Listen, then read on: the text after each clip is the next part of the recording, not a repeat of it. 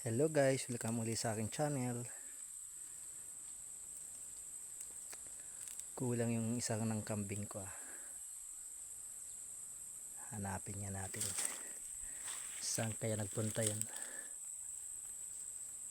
Malapit na pa naman yung mga anak.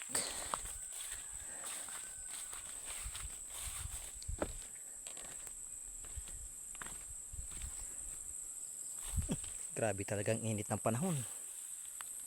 Malapit nang matuyo yung fish pond namin. Guys, labas ng mga bato. Mga isang buwan pang hindi umulan ay tuyo na ito.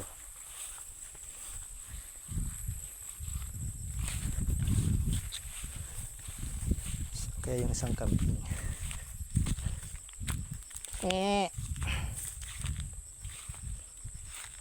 ayun, kita ko nakatayo. Tingnan natin, lapit na yun mga anak baka nakapanganak na, di naalis.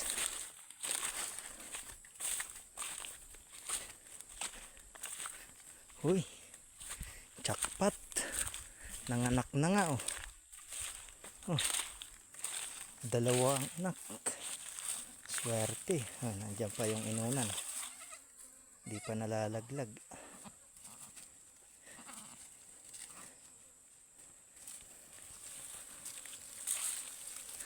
Galing,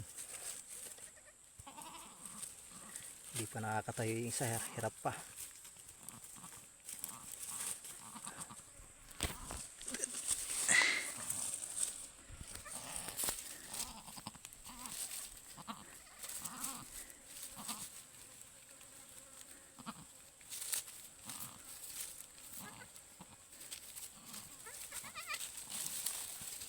Ganyan ang ginagawa ko guys sa alaga kong kambing kapag malapit na mga anak. Tinatalian ko na siya para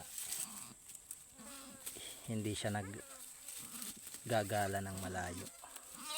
Tapos bibitawan ko siya pagka hapon. Tali ko naman siya sa gabi. Andyan pa yung inunan. Hindi pa na huhulog ang inunan. Ayun, palabas pa lang inunan. Hindi pa makatayo. Katawa.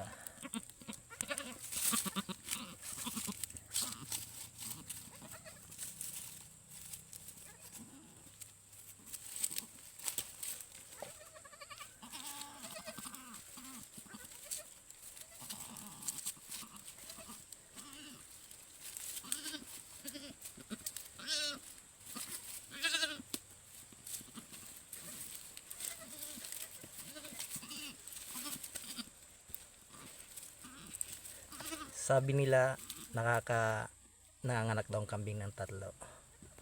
So kung sakasakali man makaanak ito ng 3 ay napakaswerte, kasi wala pa talaga ako nakikitang kambing nanganganak ng 3 Yun ay sabi-sabi lang naman nila.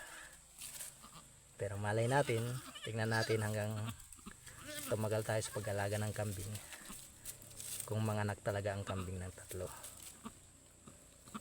So hanggang dito na lang tayo guys. Thank you for watching.